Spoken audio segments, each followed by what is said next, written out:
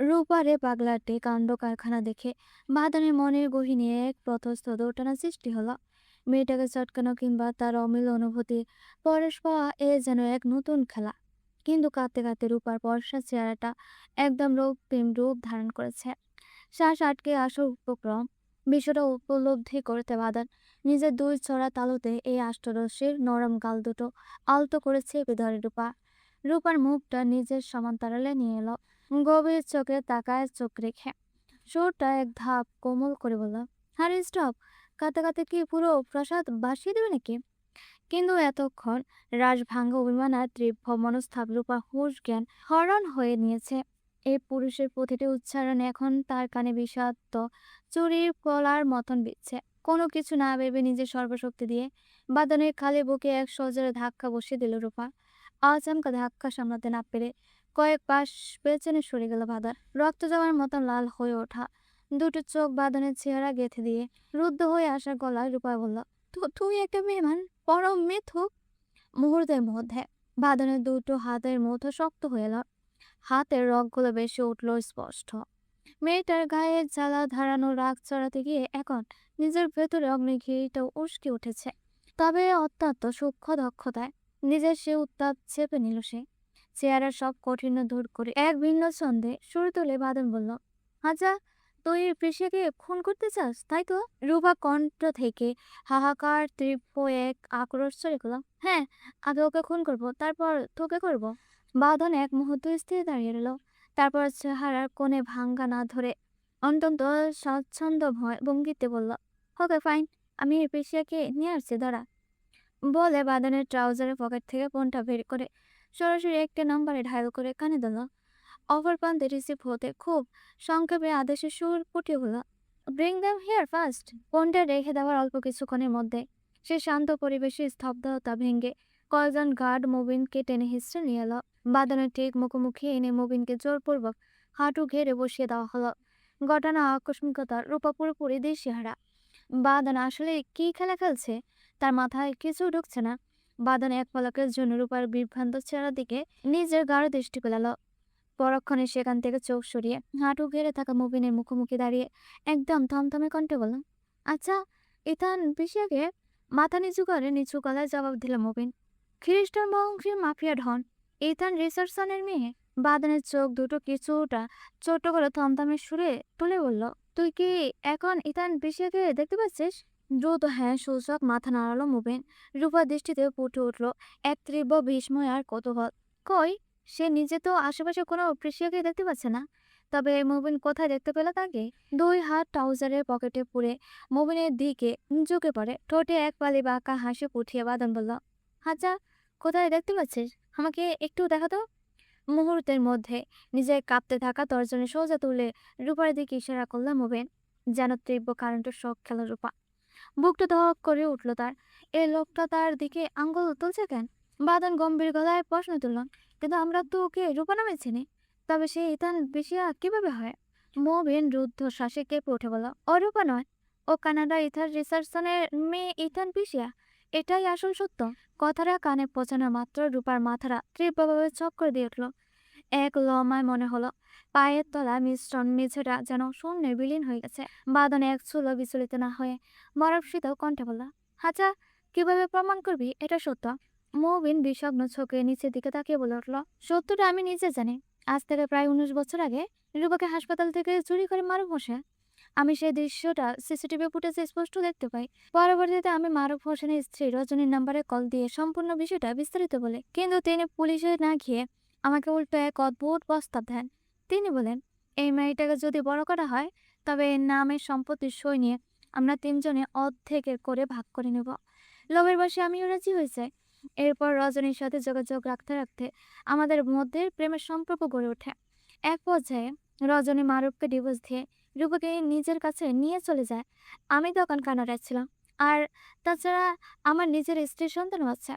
এই পরিস্থিতিতে রজনীকে বিয়ে করা কোনোভাবেই সম্ভব ছিল না, আর আমার সেই ইচ্ছেও ছিল না। শুধুমাত্র বিপুল ও সম্পত্তির লোভে তার সাথে নামমাত্র সম্পর্কে জড়িয়েছিলাম। তাই তাকে পরামর্শ দিয়েছিলাম সে যেন সাময়িকভাবে অন্য কাউকে বিয়ে করে রূপাকে বড় করে তোলে। আর মেয়েটার প্রাপ্তবয়স্ক হলে তখন সমস্ত সত্য প্রকাশ করা যাবে। কথাগুলো কানে পৌঁছানো মাত্রই গায়ের সব শক্তি যেন এক লহমায় হারিয়ে গেল রূপার। এক ঝটকা দপাস করে মেঝের ওপর বসে পড়ল সে। চারপাশে পুরো পৃথিবীটা যেন তীব্র গতিতে ঘুরতে শুরু করেছে।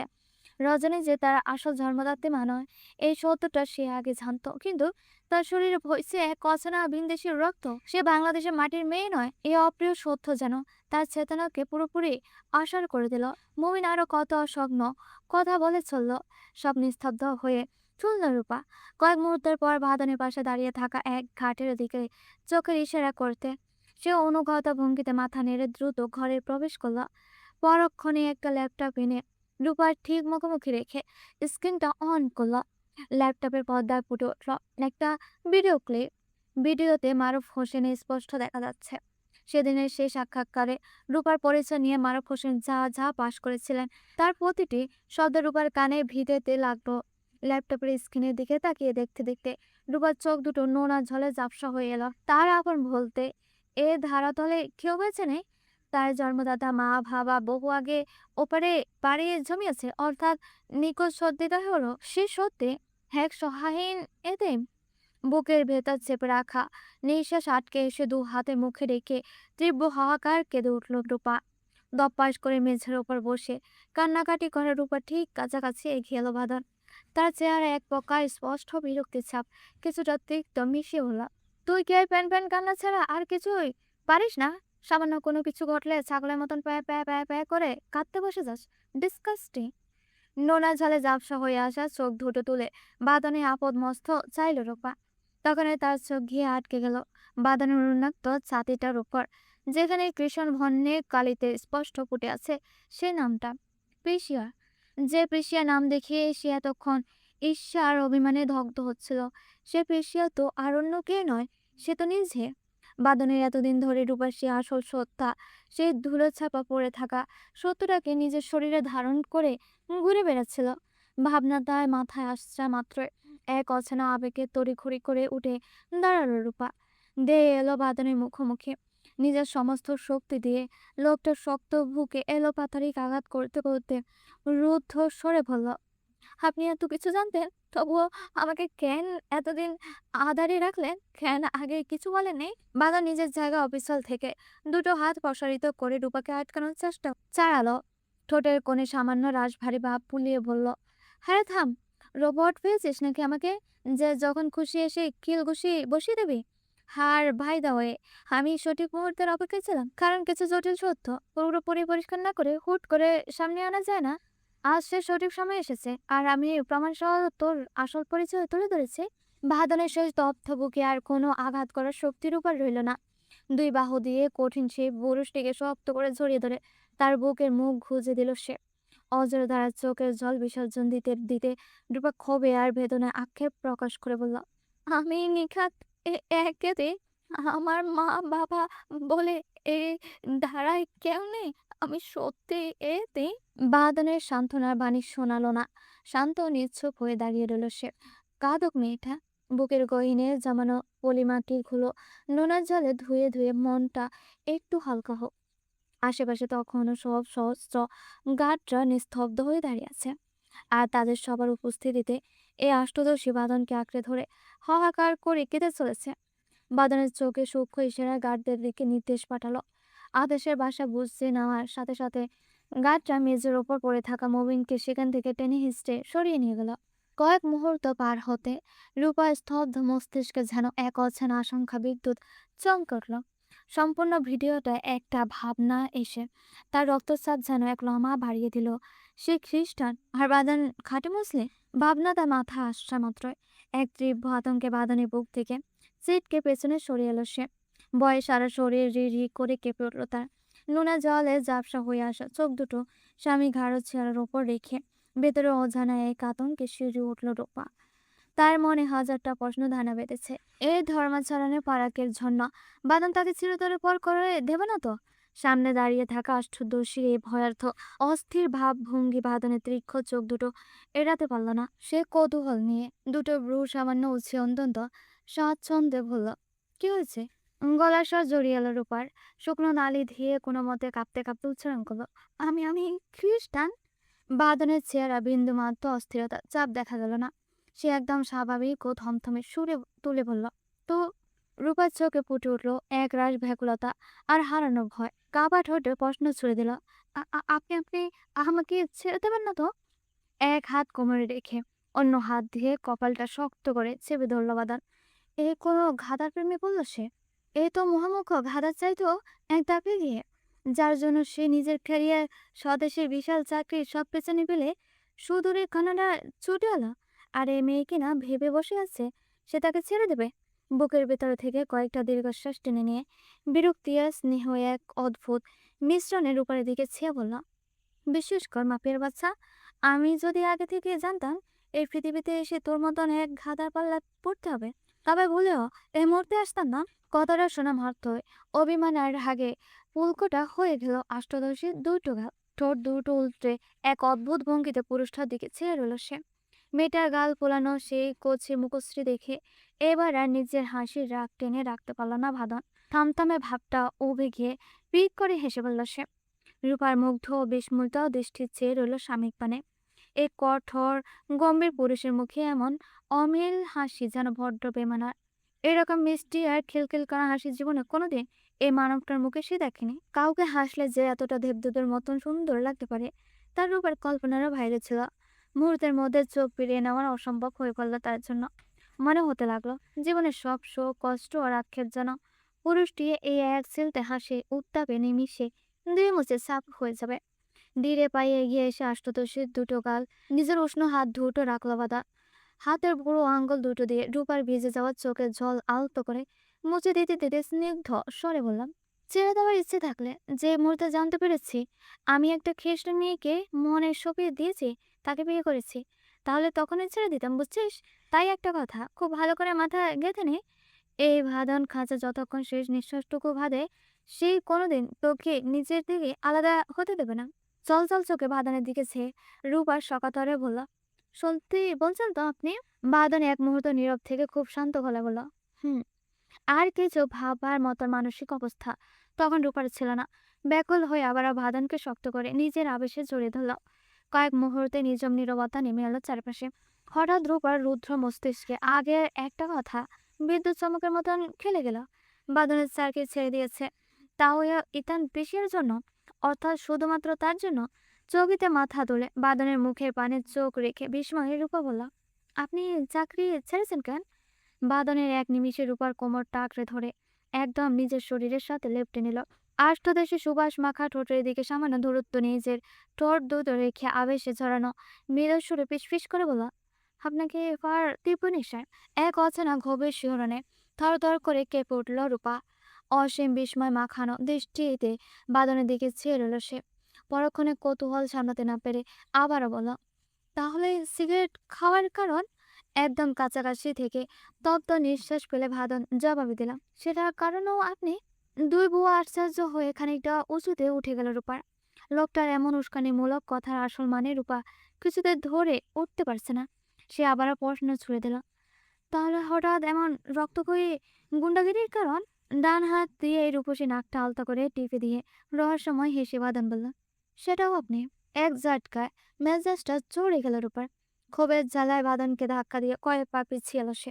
একরাশ বিরক্তির সুর বলল, আমি এমন কি পাপ করেছি যার খেসারত দিতে আপনাকে চরম আর ধ্বংসাত্মক পথগুলো বেছে নিতে হলো?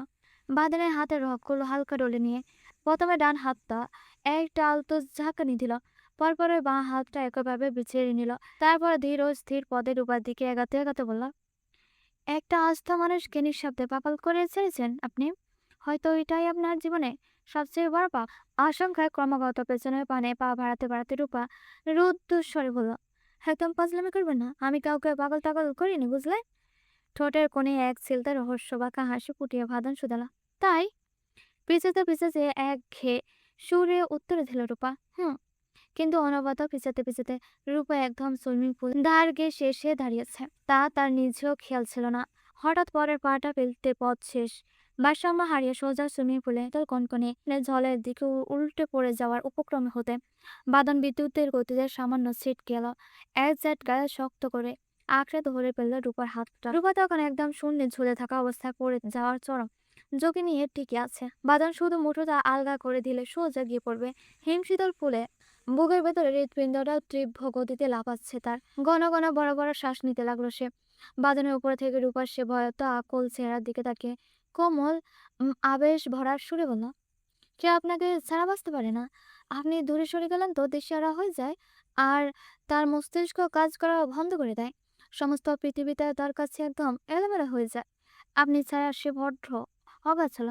আপনি তার একমাত্র শান্তির নাম। আপনি তার বেঁচে থাকা সহানুভূতি। বিস্ময় আর কৌতূহল এক গভীর চাদরে ঢাকা পড়ল রূপার চোখ দুটো। মনের অজান্তে এক ঘোর লাগা স্তব্ধতা আচ্ছন্ন হয়ে রুদ্ধ শ্বাসে উচ্চারণ করলো, কে সে? বাদানে নিজের তীব্র ছাউনিটা রূপার স্পর স্থির রেখে খুব হালকার আবেশে ঝরানো গলা বলা, আপনি নিজে বুঝিয়ে নিন কে সে। রূপ আর একটি শব্দ উচ্চারণ করতে পারল না। শূন্যে ঝুলে অবস্থায় দৃষ্টিতে চেয়ে রইল সে। গম্ভীর চেহারা পানে বাদানের ঠোঁটের কোণে হালকা ফুটে উঠল এক দুষ্টামি ভরা কুষ্ঠল হাসে। হালকা হেসে শুধালো, ছেড়ে দিব? মুহূর্তের মধ্যে রূপার মনে গভীর ঘোলাটা কেটে গেল। সে যেন সুইমিং পুলে কনকনে জলের উপর। মুহূর্তের মধ্যে রূপার মনে গভীর ঘোলাটা কেটে গেল। সে যেন সুইমিং পুলে কনকনে জলের উপর একদম শরীর ঝুঁকিয়ে শূন্য ভারসাম্যহীন হয়ে জ্বলেছে। সে চরম বাস্তবতার কথা একদম ভুলে গিয়েছিল। বাদনের হাতে আকর আলগা করলেই চাপাত করে আশ্রে পড়বে হিমশীতল আতলে। ভয়ে গলার কাছে এক ধরা থুতুর গিলে আকুল নয়লেছে সাকাতারে বলে উঠল, প্লিজ ছাড়বেন না, দোহাই আপনার। বাদন এক পলক রূপার ভয়ত্ব মুখশ্রীর দিকে তাকে দুষ্টুমি মাকে সুরে আক্ষেপের সাথে বলল, হাই এম সরি ভেবে। রূপা ভয়ে হাত পা ঠান্ডা করে তীব্র আকুতি জানিয়ে উঠল, না না না না না, প্লিজ প্লিজ প্লিজ ধরুন। কিন্তু রূপার সে আকুতি কান না দিয়ে বাদনে হাওয়ায় একটা শীষ ভাজে মুখের গাণিতিক সংখ্যা উচ্চারণ করতে করতে শুরু করল, 1 2 3। 3 বলা শেষ হতে নিমিষে রূপার হাতের দুটো আলগা করে দিল বাদান। বিপদের মুখ থেকে নিজেকে বাঁচাতে রূপা আঁকড়ে ধরা তীব্র চেষ্টা সোজা হাত দুটো বাদনের দিকে বাড়িয়ে দিল। কিন্তু শরীর ততক্ষণে অনেকটা ডলে নিচে নেমে যাওয়ার বাদনের চড়া ছাতি স্পষ্ট করা সম্ভব হলো না। রূপা কোনো কিছু না ভেবে বাঁচার ত্যাগিত খপ করে বাদনের পরনের ট্রাউজারটা শক্ত করে টেনে ধরল। বাদনের মুখে দুষ্টুমি হাসিটা এক লমায় উবে গেল। সে কিছু বুঝে ওঠার বা নিজেকে সামলে নেওয়ার আগে রূপার টানের টোরে নিজের শরীরে ভারসাম্য হারিয়ে সোজা নিচের দিকে হেলে পড়ল। পর মুহূর্তে দুইজন একসাথে ভারসাম্য গতি নিয়ে সুইমিং পুলে সে হিমশীতল কনকনে পানিতে চেপাত শব্দে আশ্রে পড়ল। এক নিমিষে দুজনে ভিজে একদম একাকার হয়ে গেল। কনকনে হিমশীতল পানে তলদেশে থেকে ঝাপসা করে দুজন একসাথে মাথা তুলে ওপরে বাতাসে শ্বাস নিল। বাদনের মেজাজ তখন চরম তুঙ্গে। রূপার এই আচমকা কাণ্ড কারখানা খেপে গিয়ে তীব্র কিছু শোনানোর জন্য মুখ খুলতে যাবে, কিন্তু রূপার চেহারার দিকে চোখ পড়তে এক মুহূর্তের জন্য নিখাত স্বস্তি হয়ে গেল সে। রূপার দীর্ঘ কেশ কালো চুলগুলো ভিজে একাকার হয়ে তার পর্ষা ঘাল আর অনাবৃত ঘাড়ে লেপটে আছে। ভেজা চোখে পাপড়িগুলো যেন আগের চেয়েও শতগুণ ঘন আর গাঢ় দেখাচ্ছে। আর তার সুগঠিত থুতনি ভিড় পোটা পোটা স্বচ্ছ পানি টপ টপ করে ঝরে পড়েছে নিজের শান্ত ঝলে। মুহূর্তের মধ্যে বাঁধনের সে তীব্র রাগ উবে গিয়ে চোখের তারা ঘন হয়ে এলো এক মাতাল করা গভীর নেশা। বাদনকে এভাবে নিজের পানে মন্ত্রমুগ্ধের মতন তাকিয়ে থাকতে দেখে রূপা কিছু বুঝে উঠতে পারল না। সে ভেবেছিল বাদন নিচে কোনো কঠিন বকুনি দেবে, তাই আত্মপক্ষ সমর্থনে কিছু একটা বলার জন্য যে না নিজের কচি ঠোঁট ঝোড়া উন্নত করতে গেল। ঠিক তখনে বাদন ছিটকে সামনে এগিয়ে এলো।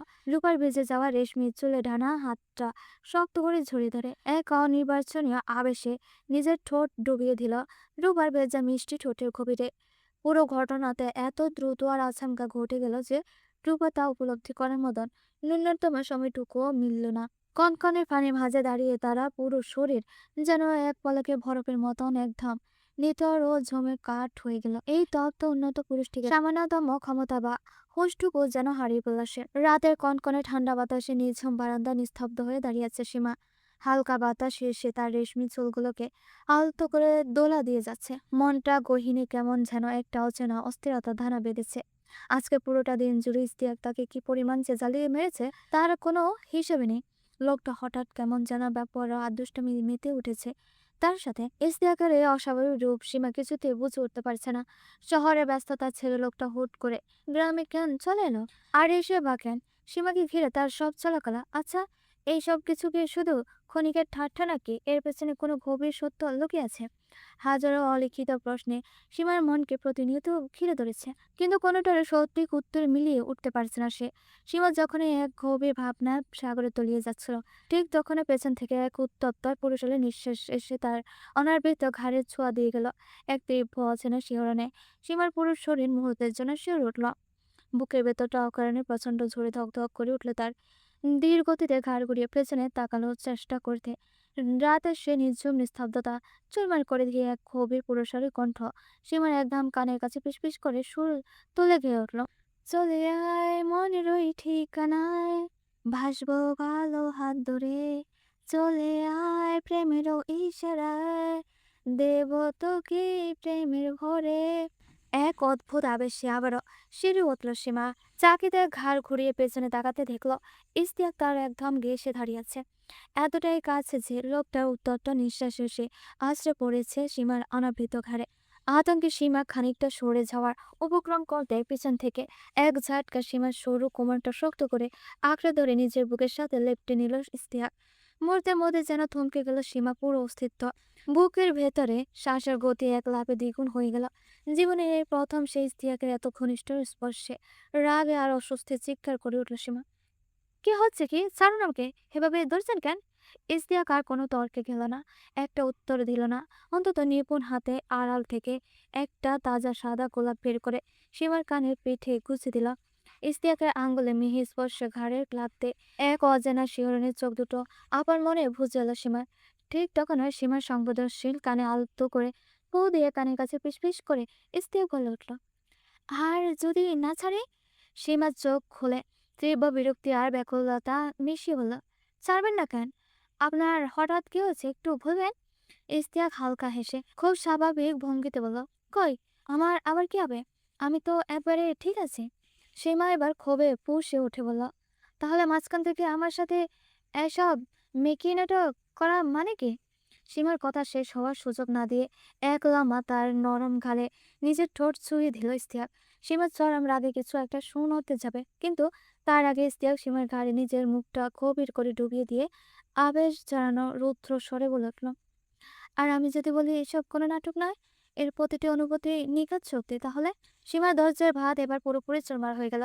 লোকটা তাকে ভাবছেটা কি? যখনই খুশি অবহেলা ছুড়ে ফেলবে, আর ইচ্ছে হলে আবার অধিকার বলাতে এসে এমন অসভ্যতা করবে। রাগে ও ক্ষোভে পুরোপুরি হুঁশ হারিয়ে এক ঝটকা নিজেকে ছাড়িয়ে নিয়ে ইশতিয়াকের মুখোমুখি ঘুরে দাঁড়ালো সে। তারপরে ইশতিয়াক কিছু বুঝে ওঠার আগে সমস্ত শক্তি জোরে জড়ো করে তার গালে কষে একটা থাপ্পড় বসিয়ে দিল। সে জোরে তীব্র শব্দে পুরো নিরিবিলি করিডোর যেন মুহূর্তের জন্য কেঁপে উঠল। বুকের ভেতর চেপে রাখা জমে থাকা সব কষ্ট এক নিমিষে উপচে পড়ে আর্তনাদের মতন চড়িয়ে পড়ল সীমার কণ্ঠ থেকে। কি পেয়েছেন আপনি আমাকে, হ্যাঁ? আমি কি আপনার খেলনা, কোনো নিছক পুতুল যে যখন খুশি মন চাইলেন আর আমাকে নিয়ে খেলা শুরু করলেন? আপনি মুক্তি চেয়েছিলেন না? আমি তো নিঃশব্দে আপনাকে সে মুক্তি দিয়ে চিরতরে দূরে সরে এসেছি। তাহলে আবার কেন আমার সামনে এসেছেন? আমাকে বাধ্য করছেন আপনার বিষাক্ত মায়া জড়াতে? কেন আমাকে এভাবে জ্যান্ত লাশ বানিয়ে রাখছেন? সীমার চোখের দিকে অঝরা ধারায় জল গড়িয়ে পড়তে পড়তে লাগলো। সে গলা পাঠিয়ে বলতে লাগলো, এক কাজ করুন, এভাবে প্রতিনিয়ত দিলে দিলে মারাচ্ছে, একবারে মেরে ফেলুন আমাকে। আর যদি মারতে না পারেন, তবে প্লিজ এভাবে বাঁচিয়ে রেখে তর পাবেন না। আমি একটু মানসিক শান্তি চাই, একটু শান্তিতে নিঃশ্বাস নিতে চাই। হাত জোর করে অনুরোধ করছি, এখান থেকে চলে যান আপনি। আমি আর আপনার সাথে থাকতে চাই না। নিজেকে নতুন করে আর গুঁড়ো গুঁড়ো করে ভাঙতে চাই না। কথাগুলো শেষ করে সীমা আর এক মুহূর্ত সেখানে দাঁড়ালো না। অজরে কাঁদতে কাঁদতে শেষ করিডোরে পার হয়ে সোজা গিয়ে তার দাদির রুমে ঢুকে ভেতরে থেকে দপ্পাস করে দরজা বন্ধ করে দিল। দাদি তখন মাত্র বিছানায় শুয়ে যাচ্ছিল। সীমাকে এভাবে এলোমেলো ছুলে অঝরে ধারা কাঁদতে দেখে আহতকে উঠে তড়িঘড়ি এগিয়ে এলেন আকুল গলায় শুধালেন, কি হয়েছে রে তোর? এভাবে রুদ্ধশ্বাস কাঁদছিলিস কেন? হিস্তিয়া কিছু বলেছে নাকি তোকে? সীমা তখন চরম মানসিক যন্ত্রণা নিয়ে সমস্ত হুঁশ জ্ঞান হারিয়ে ফেলেছে। মুহূর্তের মধ্যে দাদিকে শক্ত করে জড়িয়ে ধরে তার বুকের মুখ গুঁজে দিয়ে হাহাকার করে কেঁদে উঠল। দাদি, উনি আমাকে কেন আমার সাথে এমন ছলনা করলেন? উনি নিজে তো আমার কাছ থেকে মুক্তি চেয়েছিলেন। আমি তো নিজের জীবন থেকে উনাকে সে মুক্তি দিয়ে চলে এসেছি। তাহলে আবার কেন আমার সামনে এসে আমাকে এভাবে ভেঙে দুরব করে দিচ্ছে? দাদি, আমি আর পারছি না। আমি সত্যি পাগল হয়ে যাব। তুমি উনাকে এখান থেকে এক্ষুনি চলে যেতে বলো প্লিজ। উনাকে চলে যেতে বলো। সীমার দাদি সীমাকে সান্ত্বনা দিয়ে পরম স্নেহে মাথার চুলে হাত বুলিয়ে দিতে দিতে বললেন, স্ত্রীদের সাথে কি ঝগড়া হয়েছে বোন? ঝগড়া করে থাকলে তুই আমাকে বল, আমি ওকে একদম ভালো মতন বকে দেবো। সীমা আর কোনো কথার উত্তর দিতে পারল না। দাদির বুকের ভেতরে মুখ লুকিয়ে কেবল ফুপিয়ে ফুপিয়ে কেঁদে চলল। ঠিক তখন দরজার সজোরে ঠক ঠক টোকা করলো। সীমার দাদি ঘরের ভেতর থেকে উচ্চস্বরে জিজ্ঞেস করলো, কে রে? বাইরে থেকে ইস্তিয়াক বিন্দুমাত্র অপরাধ বোধহীন একদম চঞ্চল ও চেনা কণ্ঠ বেসেল। আমি বলি, দরজাটা খোলো। বউ রাগ করে চলে গেছে, তাই আজ রাতে আমি তোমার সাথে ঘুমাবো। মুহূর্তের মধ্যে দাদি সীমাকে কোল থেকে সরিয়ে তাড়াহুড়ো করে গিয়ে ঘরে দরজাটা খুলে দিলেন। ইশতিয়াককে ভেতরে ঢুকতে দেখে এগিয়ে গিয়ে সোজা তার কানে শক্ত করে মুচড় ধরে বলল, বউ রাগ করে চলে এসেছে, তা তুই কি একটু আদর সোহাগ করে বইয়ের রাগটা ভাঙাতে পারিস না হতচ্ছাড়া? ইশতিয়াক কানটা টেনে ধরায় বেতারা উফ করে ওঠার ভান করলো। তারপর আড়ালে দাঁড়িয়ে থাকা সীমার দিকে তাকিয়ে এক অদ্ভুত দুষ্টামিতে চোখ টিপে দাদির আক্ষেপে শুরু বলল, আহা বুড়ি, কানটা ছাড়ো। রাগ কিভাবে ভাঙাবো বলো? একটু তোমার নাতনিকে কাছে টেনে আদর করতে গেছি, অমনি তোমার নাতনি কষে গালে ঠাস ঠাস করে একটা থাপ্পড় বসিয়ে দিল। একটু আদরের সুযোগও দেয় না। তোমার নাতনি খালি আমারে মারে। কথাটা শোনা মাত্র চরম লজ্জা সীমার কান্নার ভেগ নিমিষে উবে গেল। দাদির চোখ দুটো বড় বড় করে সীমার দিকে গুরুতর দৃষ্টি তাকিয়ে বলে, সীমা, ইস্তিয়াক এসব কি বলছে? তুই কি সত্যি সত্যি ওর গালে হাত তুলেছিস? সীমা একদম মাথা নিচু করে অপরাধীর মতন থর থর করে কাঁপতে কাঁপতে হ্যাঁ সূচক মাথা নাড়ালো। সীমার দাদি এসব ভেবে আদেব বিন্দুমাত্র পছন্দ করলেন না। যত রাগই থাকক, স্বামীর গায়ে হাত তোলার ওনার চোখে মস্ত বড় অপরাধ। তিনি রেগে গিয়ে ইস্তিয়াকের কান ছেড়ে দিয়ে হন হন করে সীমার কাছে এগিয়ে এলেন। গভীর কণ্ঠে শাঁসিয়ে বললেন, খবরদার সীমা, এরপর যদি কোনোদিন শুনেছি যে তুই স্বামীর গায়ে হাত তুলেছিস, তবে আমার চেয়ে খারাপ কিন্তু আর কে হবে না। স্বামী হচ্ছে নারী জাতের জন্য বেহেস্তের চাবি। স্বামীকে আঘাত করা মানে আল্লাহর আরশ কাঁপানো। ইস্তিয়াকের উপর রাগ হতে পারে, অভিমান হতে পারে, সেটার জন্য তুই কথা বলবি না, দূরে দূরে থাকবি। সে নিজে এসে তোর মেজাজটা ঠান্ডা করবে, কিন্তু ভুলেও কোনোদিন আর স্বামীর গায়ে হাত দিবি না। ইশতিয়াক দরজাটার চৌকাঠে হেলে দুলে দাঁড়িয়ে একগাল হেসে বলে উঠল, বোঝাও দাদি, ভালো করে বোঝাও তোমার নাতনিকে, যাতে আমরা দুজন জলদি তোমার সুসংবাদ দিতে পারি। কথাটা শোনা মাত্র চরম লজ্জা সীমা দুই কান দিয়ে যেন একেবারে আগুন ধোয়া বের হতে লাগলো। এই ইশতিয়াক লোকটা যে এতটা ঠোঁট কাটা আর ব্যাপারা করতে পারে তা সীমা কল্পনার বাইরে ছিল। দাদি ইশতিয়াকের পিঠে হালকা চাপড় মেরে হেসে বলেন, থাম এবার, অনেক হয়েছে। এবার লক্ষ্মী ছেলেমেয়ের মতন নিজের রুমে যেত। সীমার ব্যাকুল হয়ে দাদির হাত দুটো শক্ত করে চেপে ধরে বলল, না না না না না না দাদি, আমি আজ রাতে তোমার সাথে এখানে ঘুমাবো। ইশতিয়াক ঠোঁটের কোনো এক ছেলতে বাঁকা আর চ্যাটাং হাসি ঝুলিয়ে গভীর ভান করে হুমকি দিয়ে বলল, ভোরে আজকে বউ যদি আমার ঘরে না আসে, তাহলে আগে আমার খাট না তোমার খাট আগে ভাঙবো। আসসালামু আলাইকুম এভরিওয়ান, আজকের পর্বটা এখানে শেষ। আর হ্যাঁ, তোমরা যারা আমার ভিডিওটা দেখো প্লিজ তোমরা একটা লাইক আর একটা কমেন্ট করে যেও। আজকে এ পর্যন্ত, সবাই ভালো থেকো, সুস্থ থেকো, আল্লাহ হাফিজ।